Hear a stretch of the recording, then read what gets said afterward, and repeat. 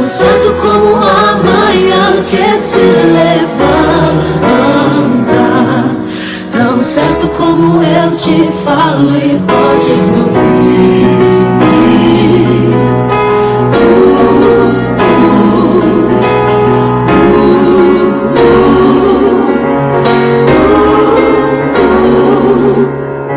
Deus está aqui, aleluia, tão certo como o ar que eu respiro, tão certo como a manhã que se levanta,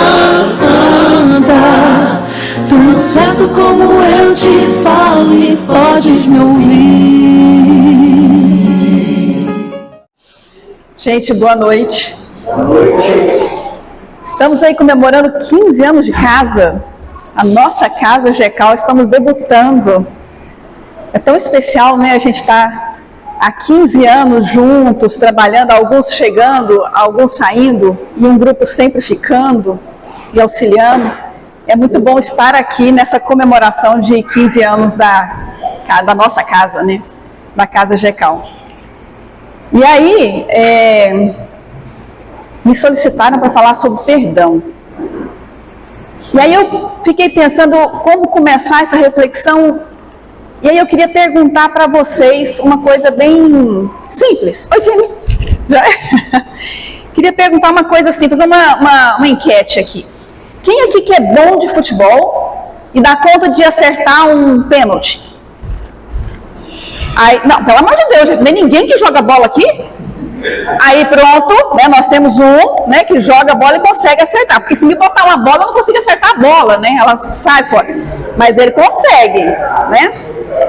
Ele consegue. Vocês viram que é só ele aqui, né? Só ele. Ok. Vou fazer uma outra pergunta. Quem aqui consegue cozinhar para a família inteira? Fazer um almoço de família para 20 pessoas? Conseguem. Ela consegue. Consegue, né? Consegue fazer isso. Só ela consegue fazer um gol? Mas provavelmente não, né? Você consegue fazer um almoço de família? Não, né? Não, a Aline já falou que não. Não consegue. Mas tudo bem ela conseguir?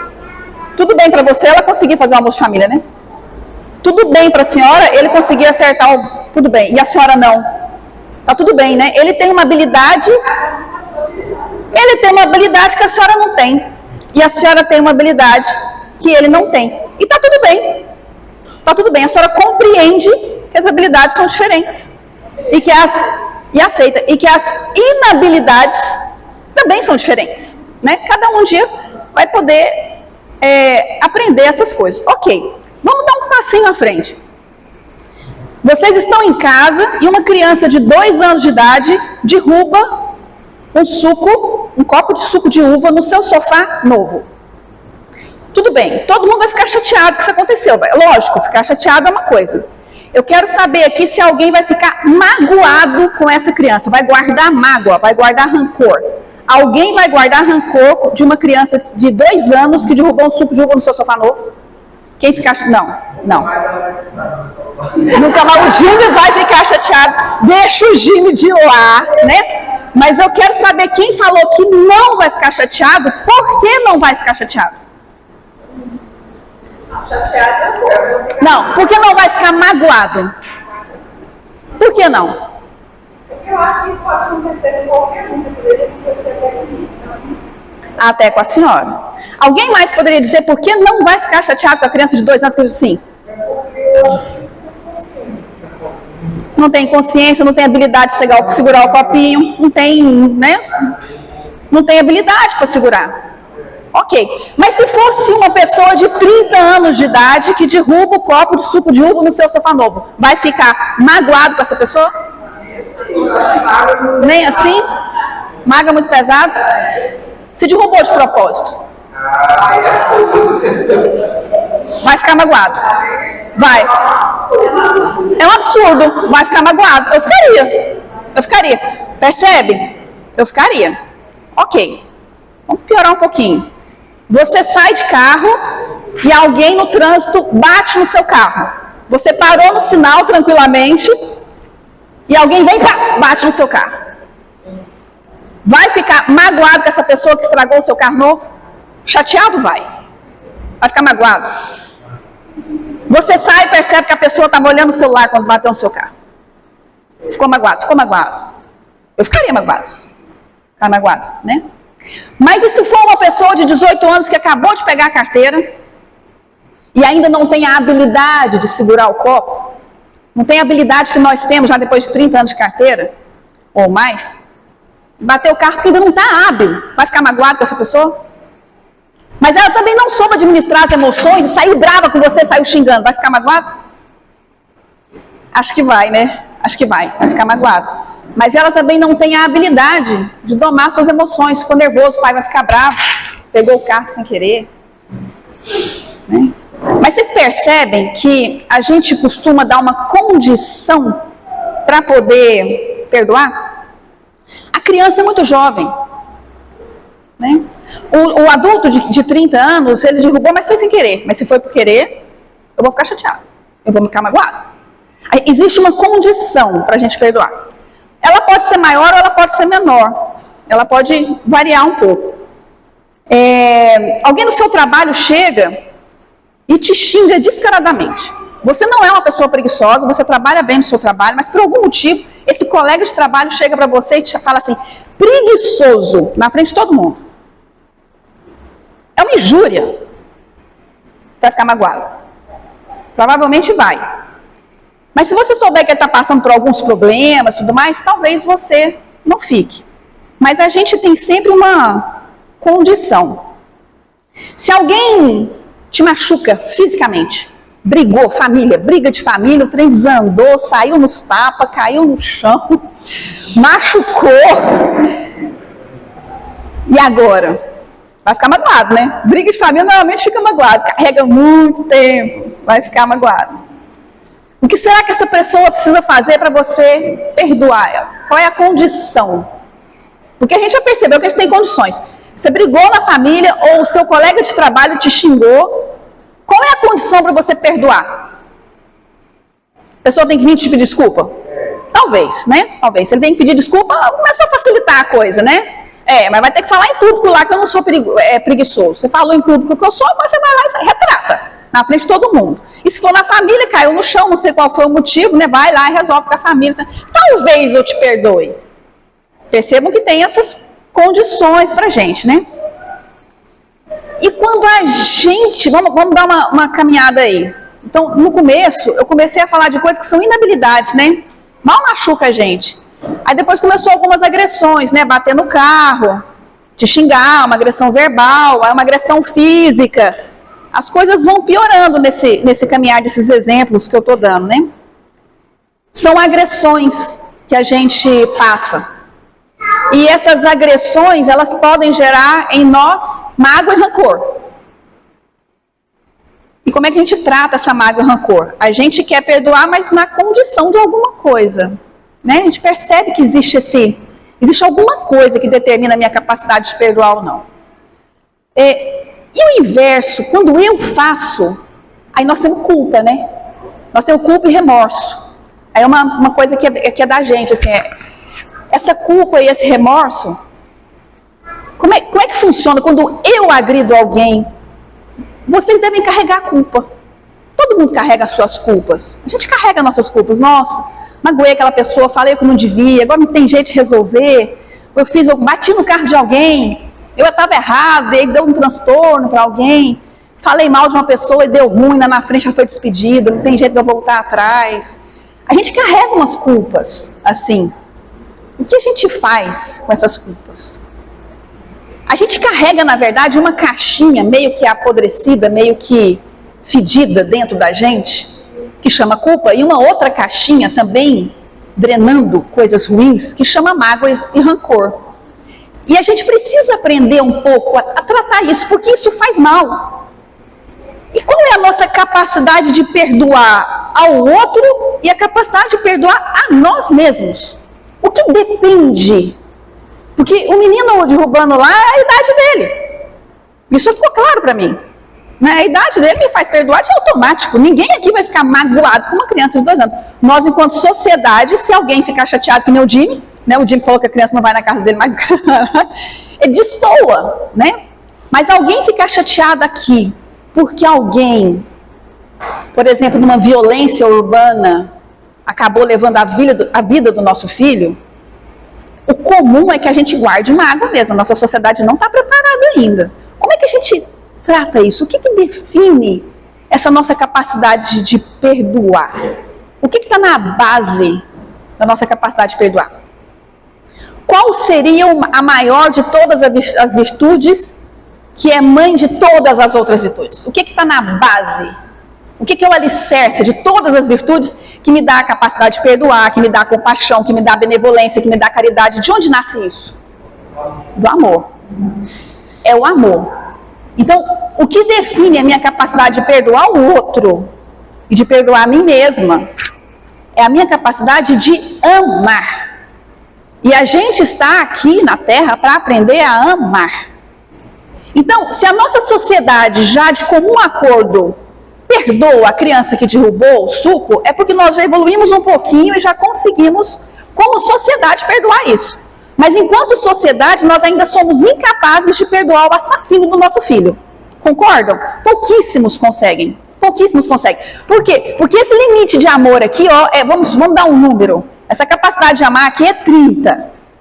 A capacidade de amar para perdoar a criança é 1.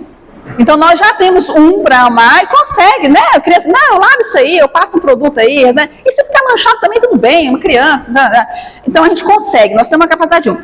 Entre o 1 e o 30, entre nós aqui, tem uma variação. Algumas pessoas, pouco importa se alguém falou mal dele lá no trabalho. Eu me conheço, eu não sou preguiçoso. Você tá mal. Cara, mas ele te ofendeu. Ofendeu não, você não, ele deve estar passando por algum... Ele está passando... Não sei. Ele deve estar passando. A capacidade de amar dessa pessoa é maior que a sua. Que se ofendeu e viu o outro sendo ofendido, entenderam? Então a nossa capacidade de amar, ela está ali na variação entre 1 e o 30. Né? Que eu dei o exemplo para vocês. E o que está na base do rancor, da mágoa, que é aquela agressão que a gente dirige ao outro, e da culpa e do remorso, que é essa agressão que eu dirijo a mim? É a falta de amor. Ok, mas tem algo a mais. Nessa falta de amor existe um alicerce. O que é a mãe ou o pai de todos os nossos males? O orgulho e o egoísmo. Questão 785 do Livro dos Espíritos. O orgulho e o egoísmo. Se você procurar na mágoa que você tem do colega que te chamou de preguiçoso, você vai atrás assim, por que eu estou magoado? Por que eu estou magoado? Por que eu estou magoado? Ah, porque eu sou bonitão, né? Eu sou perfeito. E aí ele pegou e querendo falar mal de mim, atrapalhar minha reputação aqui, né? Isso é vaidade, é egoísmo, é orgulho. Na raiz de tudo. Se uma pessoa humilde, tranquila, né, com autoestima de boa, vai dizer assim, não, gente, já está com algum problema. Você está bem? Cara, você está bem? Você acabou de falar, está tudo bem com você? Você está passando mal? Está tendo algum problema na família? Vamos ali em reservado, vamos conversar. Vai estar dirigido ao outro, né? Mas a maioria de nós não tem capacidade de fazer isso. Então, na raiz da nossa capacidade de perdoar, está o amor. E na raiz da nossa mágoa, da nossa culpa, está o orgulho e está o egoísmo. Então, aí a gente começa, então, como existe uma gradação de 1 a 30 da minha capacidade de amar, eu tenho também uma gradação das minhas faltas, né?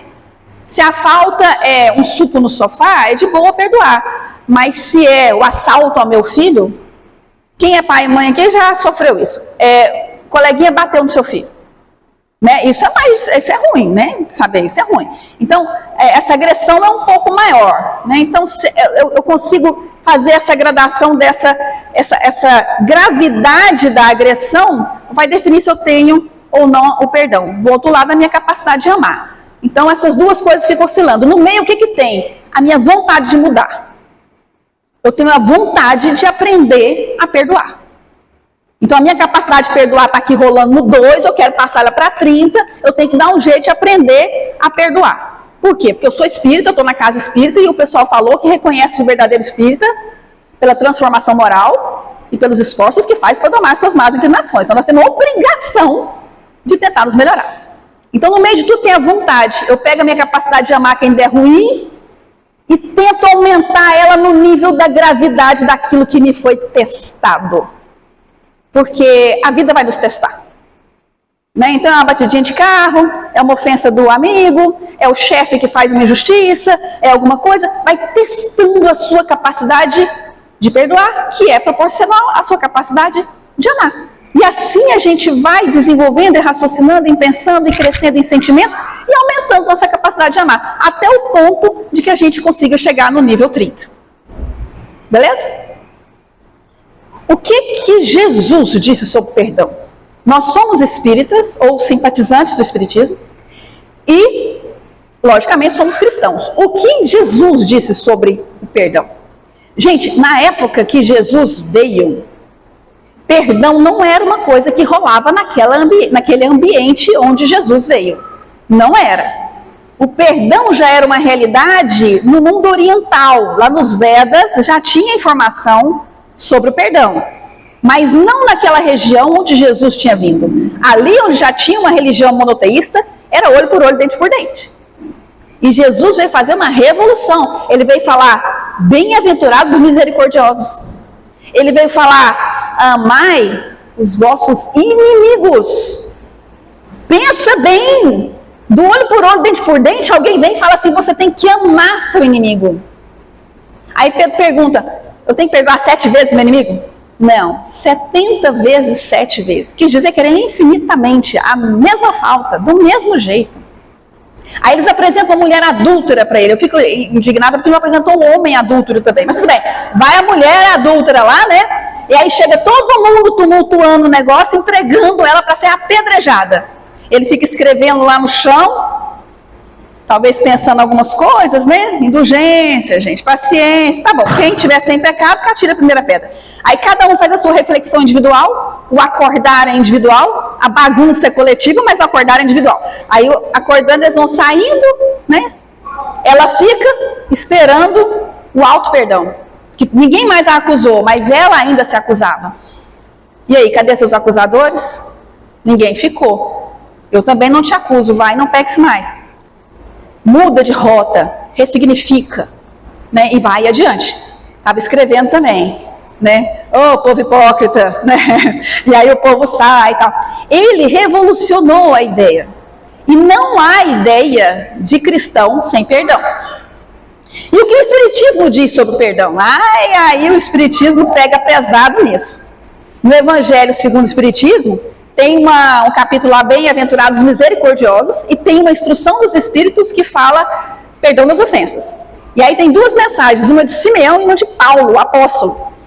Aí Simeão fala assim, ó, espíritas, jamais vos esqueçais que tanto por palavras como por atos, o perdão das injúrias não deve ser um termo vão, pois se você se diz espírita, seja espírita. Lasqueira. E aí o Paulo vem e fala assim, ai daquele que diz nunca perdoarei, pois pronuncia sua própria condenação. Isso é fundamental para a ideia espírita do perdão. Porque errar, gente, faz parte do aprendizado. Se eu tivesse colocado, eu pensei nisso. Colocar uma cesta de basquete lá fora e falar assim, você tem uma chance para acertar a bola. E eu queria saber quem que acertaria a bola de primeira. Provavelmente ninguém. Mas se deixasse a noite inteira, ia começar a aparecer gente que acerta. De primeira, a gente não acerta, o Espiritismo veio contar pra gente, nós estamos aqui numa jornada evolutiva. A gente não sabe fazer as coisas. A gente não sabe ser gentil, a gente não sabe ser benevolente, a gente não sabe ser caridoso, a gente só olha pro próprio umbigo. A gente está aqui para poder aprender, é uma jornada evolutiva, aprender. Nós não vamos acertar a cesta de basquete de primeira. Então, é lei que a gente se perdoe, porque faz parte do aprendizado. E o Espiritismo pega pesado nisso, quando ele diz que perdão não é um direito. Nós temos o dever de perdoar. Porque senão a gente volta para Paulo e fala assim, ele falou assim, ai daquele que diz nunca perdoarei, porque pronuncia sua própria condenação. Vou contar uma história para vocês. Lá no livro Dramas da Obsessão, Bezerra de Menezes conta pra gente uma história, Leonel e os Judeus. Leonel encarnado aqui, que suicidou, a filha suicidou, o resto da família está querendo suicidar. E aí a Ivone Pereira, médium de um centro, começa a trabalhar a desobsessão dessa família. Descobre que o Leonel, em outra encarnação, 400 anos atrás, era um inquisidor. E ele, como inquisidor, tinha matado uma família de judeus. E na história ele apresenta todos os personagens. A gente se afeiçoa a todos os judeus. O judeu que era o rabino, os filhos dele, a sobrinha dele que é a Esther, a gente se afeiçoa a todo mundo, e aí vai ser da perseguição. O Leonel, que era o Azambuja, que é um personagem importante da Inquisição portuguesa, e aí ele vai perseguindo, até que mata todo mundo. Com tortura. Uma das torturas era arrancar as unhas, coisa da Inquisição. A menina, que inclusive sofreu violência sexual, a Esther, faleceu queimada na fogueira pela Inquisição, perdoou e seguiu evolutivamente. Os outros 4 ficaram no ódio, sem perdoar, revivendo as torturas e obsediando Leonel durante 400 anos. Tem uma cena muito dramática, né? Que o menininho mais jovem está lá soprando as unhas, porque ainda sente a dor do arrancar as unhas. 400 anos. E aí Paulo fala pra gente, perdoa. Ai daquele que nunca perdoarei, porque pronuncia sua própria condenação. Eles estão condenados por quem? Por eles mesmos, porque eles não perdoam. Mas eu tenho que perdoar o cara que me fez tortura? A Esther perdoou. A Esther perdoou e foi longe. Ah, mas ele vai ficar impune? Perdão não é impunidade. Perdoar é se libertar de quem te causou mal. Perdoar não é impunidade. Então, quando eu dei aquele exemplo de alguém numa violência urbana, que o filho foi assassinado, por exemplo, e nós temos essas situações, é só a gente começar a falar, a gente encontra situações assim. Ninguém está falando para perdoar essa pessoa que cometeu um desatino e deixar ele livre. Não é isso que a gente está falando. Ele vai passar pela justiça, vai ser preso, vai ser condenado, ok, está lá condenado, beleza. Mas é tirar de mim esse peso. Eu não quero ficar 400 anos obsediando essa pessoa, encarnado ou desencarnado, ligada a ela. Eu quero ficar livre disso, dá licença. Esse peso não me pertence mais. Isso é o perdão. Agora, tem um livro também, o Libertação, que a benfeitora Matilde, Libertação é do André Luiz. No final dele, a benfeitora Matilde está tratando várias pessoas e tem lá um homicida que está sofrendo muito. E ele fala assim, as minhas vítimas já me perdoaram e seguiram. Mas eu não me perdoo porque existe um tribunal invisível na minha consciência. E aí o Livro dos Espíritos, na questão 621, fala, onde é que estão as leis de Deus? Gravadas na minha consciência. Então, o perdão que as vítimas desse personagem deu e seguiram é a libertação deles em relação àquele que causou o dano. Aquele que causou o dano tem que resolver o problema dele. Mas você que foi a vítima, liberte-se, perdoe. E perdoe-se, né? Então a gente chega nessa questão de o que é o perdão. Não é impunidade, não é isso. Aí tem um livro interessante que eu devolvi agora para o meu amigo Sati ali, que um autor fala assim, o remorso, e aí eu vou acrescentar, ou o rancor, que é essa agressividade contra mim ou contra o outro, é uma farpa de tábua na estreiteza da unha. Perdoar é tirar a farpa.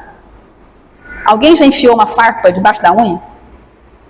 É ruim, né? Então a definição charmosa desse autor é isso, é uma farpa debaixo da unha. Perdoar é tirar essa farpa. E esse perdão pode ser dirigido ao outro ou a você.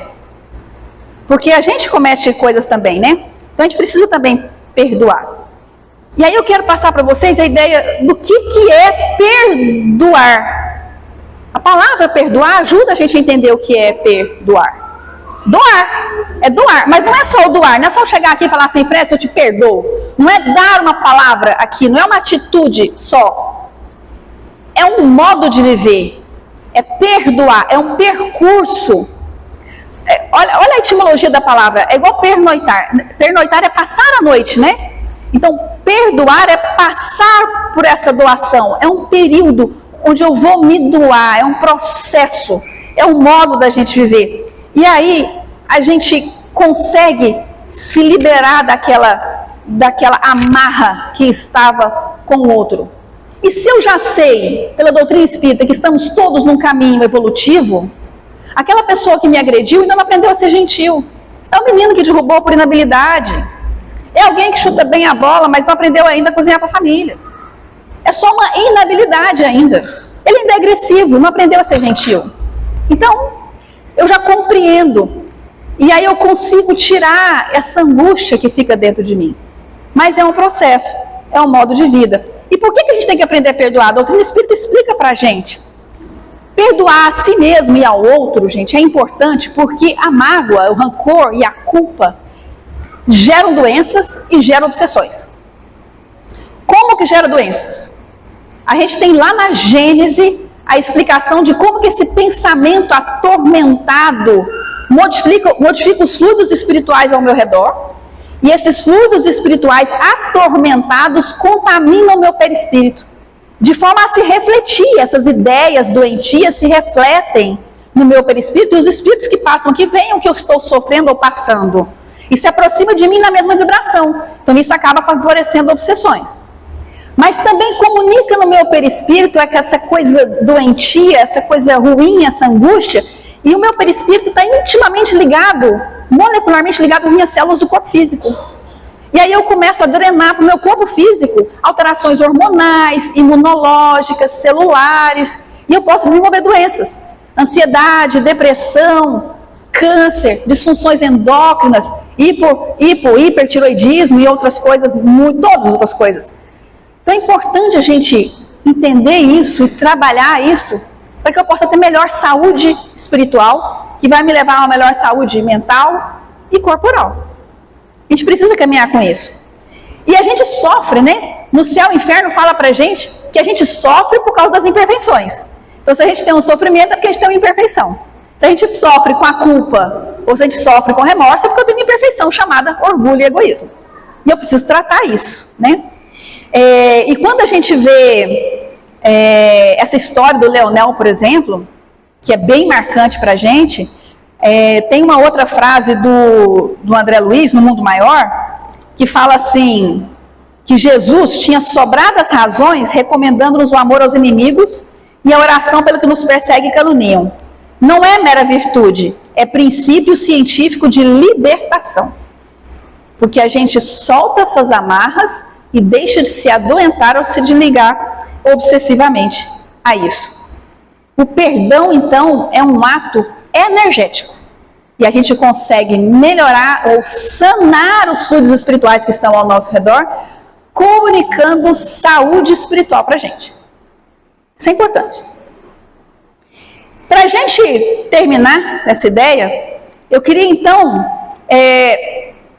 favorecer um roteiro de aula prática para a gente. Porque a aula prática não é aqui agora, né? A aula prática é na hora que a gente sair daqui, né? Na hora que terminar a palestra, começa a aula prática. Mas tem um roteiro, um estudo dirigido. E aí eu vou passar aqui, eu selecionei 5 passos para que a gente possa desenvolver o auto-perdão. E depois, 5 coisas para fazer para poder perdoar o outro. Vamos lá? Vamos refletir junto? Primeiro, para a gente se perdoar. Pensa vocês na culpa que vocês carregam. A gente precisa tratar essa culpa. Primeira coisa, eu preciso entender que perdão, ele é um modo de viver. Não é um ato, eu me desculpo, eu me perdoo. Não, ele é um modo de viver. E a doutrina espírita traz para a gente uma informação essencial. Somos espíritos vivendo uma experiência na carne. É só uma reencarnação que nós estamos vivendo aqui, para aprendizado. Então nós temos que aprender. Então é natural que a gente erre. Só não vai aceitar que errou o orgulhoso, que acha que é perfeito. Se é perfeito, eu não devo errar. Mas eu errei, estou culpada, não devia ter feito tal coisa. Nossa, eu sou uma pessoa muito ruim. É mesmo, criatura, né? Seja humilde, aceita que é e bola para frente, né? Então, o orgulhoso não aceita que errou, ele nega, ou ele desloca. A culpa não foi minha, foi do Fred. Na gravação ficou ruim, a culpa é do Fred. Né? Não é minha. Que não falei direito, que não olhei para a câmera, que não sei o que, tal. A culpa é dele, não é minha. Ou então vitimiza, eu sou tão coitadinho, eu sou tão infeliz, eu sou tão... Nossa, faço tantas coisas erradas, eu não mereço o amor de Jesus. Né? Então, ou vitimiza, tal. Esse é o cara que não tem a humildade de perceber, eu sou uma pessoa que está no processo evolutivo e eu erro. Primeiro ponto, aceite. Você erra. Segundo, reconheça o seu erro e passe pelo primeiro processo que o céu e o inferno fala, arrependimento. Eu preciso me arrepender. Se eu não saco que eu fiz algo errado, é um problema, né? Sociopata não percebe que errou, né? Então eu me arrependo. Então eu sei que faz parte natural do processo eu errar. Segundo, aquele ato que eu fiz, por exemplo, te ofendi. Aquele ato que eu fiz, nossa, eu não devia ter falado tal coisa para ela. Nossa, eu devo ter magoado ela. Arrependimento. O arrependimento, ele gera o sofrimento. Eu fico sofrendo. Isso chama expiação. O sofrimento é a expiação. É a reflexão. Eu não posso ignorar que o que eu fiz causou um dano. Não é isso tratar a culpa. Eu tenho que saber que o que eu fiz causou um dano. E esse dano precisa ser resolvido. Então eu preciso pensar assim, quais são as coisas que eu preciso fazer para reparar o que eu fiz? Não tem jeito, aquilo lá não teve jeito, né? Tipo assim, quebrei mesmo a jarra da casa dela, era a jarra de comemoração dos 50 anos de casado da avó. O que eu faço agora? Né? Então vamos pensar em alguma coisa que eu posso fazer de positivo para tentar reparar isso. Ações contrárias àquela que eu causei. E aí eu vou partir para ação, para reparação. E vou executar aquilo, eu vou reescrever a história. Então, a doutrina espírita me dá o conhecimento, eu me arrependo, eu passo pela expiação para poder pensar sobre aquilo e vou para a reparação. Para de ficar deslizando no barro aí. Vai para a reparação, age, faça alguma coisa. E o quinto passo, comemore o aprendizado. A gente tem que comemorar. Eu consegui, eu pedi desculpa, ela me perdoou. E aí a gente conseguiu fazer tal coisa junto. A gente foi no GECAL, a gente trabalhou junto numa ação social lá, e a gente estava bem. Eu senti que estava bem. Olha que legal. Comemorar que passou, ok? Conhecimento nosso, cristão e espírita, ele é fabuloso. Vamos arrepender, vamos espiar, vamos reparar e comemorar. São 5 passos do auto-perdão. E o que eu vou fazer para perdoar o outro? Aí não são 5 passos sequenciais, são 5 ações. Você pode fazer as 5 ao mesmo tempo, fora de ordem. A recomendação é de Emmanuel. Essa recomendação do auto-perdão está no céu e inferno, né? A recomendação para perdoar o outro está numa mensagem que chama Amor aos Inimigos. E agora eu esqueci o nome do livro. Mas chama Amor aos Inimigos, vocês colocam Amor aos Inimigos, Emmanuel vai achar a mensagem. 5 coisas. Primeiro, orar por ele. Alguém te fez o mal, nós vamos orar por essa pessoa. E na mentalização, na oração, visualizar essa pessoa feliz e tranquila. É um passo importante. Você com você mesmo. Pensar naquela pessoa que te magoou. Fazer oração por ela, pedir a Deus por essa pessoa. E mentalizá-la feliz e tranquila. Se essa pessoa faz parte do seu ciclo de trabalho, da família tal, você vai desencorajar qualquer ato negativo que possa atingir essa pessoa. Alguém está lá maquinando, eu vou chegar lá e eu vou soltar os cachorros em cima dessa pessoa, porque essa pessoa é muito desatinada. Ela não devia ter feito isso com ele. Você fala assim, não, calma, não faz isso não, só piora. Você está lá se doendo, porque você também não está magoado. Mas você fala assim, não faz isso não. Desencoraja qualquer atitude que seja ruim para com essa pessoa. Esse é o 2. O 3, está conversando sobre essa pessoa, destaca as qualidades boas. Essa pessoa não tem só coisa ruim. Nós não temos só coisas boas. Essa pessoa não tem só coisa ruim. Então destaca as coisas boas. E não precisa ficar falando do que ela fez de ruim para você. Então, ao conversar sobre essa pessoa, destaca as coisas boas. É o 3. Se tiver a seu alcance, desenrola as coisas difíceis para ela ocultamente. Se você pode fazer o bem para essa pessoa ocultamente, fazer alguma coisa que ela nem saiba que você está fazendo, você faz. E se você pode fazer alguma coisa, estimular, por exemplo, eu estou com raiva do Fred, desculpa Fred, eu peguei você para Cristo. Aí eu pego, Vanilde, sabe aquele negócio que o Fred está precisando? Eu acho que você consegue fazer isso para ele. Não precisa falar que você pode resolver para ele. Pega, vai lá e resolve. né? E ajuda o Fred em alguma coisa. Então, encorajar e ajudar com que seja resolvido os problemas dessa pessoa. E quinto, ajude as pessoas que ele ama. Então, são 5 recomendações que Emmanuel fala que a gente pode fazer sem humilhar a pessoa que nos machucou. E essa pessoa não precisa te pedir perdão. Porque o perdão que Jesus nos ensinou não está condicionado ao pedido de perdão do outro. O perdão não tem a ver com o outro, ele tem a ver com você. Então o outro não precisa te pedir perdão. Isso está lá no livro Boa Nova, no capítulo O Perdão. Jesus ensina isso. Os discípulos perguntam para ele, mas a pessoa tem que se arrepender para perdoar? É a condição que a gente fica colocando, né? Eu perguntei assim, a pessoa tem que pedir perdão, que derrubou o suco de uva de propósito. Agora pede perdão, que eu te perdoo. Não, ela não precisa perdoar, não precisa pedir perdão. Você pode perdoar sem que seja pedido perdão. É com você a história. É a sua capacidade de amar que tem que crescer. Para você conseguir perdoar cada vez mais e nem perceber, a capacidade de amar vai ficar tão grande que a gente nem percebe a ofensa. Quando ela é um pouco menor, você percebe a ofensa. Você tem que fazer um esforço para poder perdoar. E perdoar não é esquecer. Esquecer é amnésia, gente. É acidente vascular encefálico. Sabe? É doença. Ou, naturalmente, acontece na reencarnação.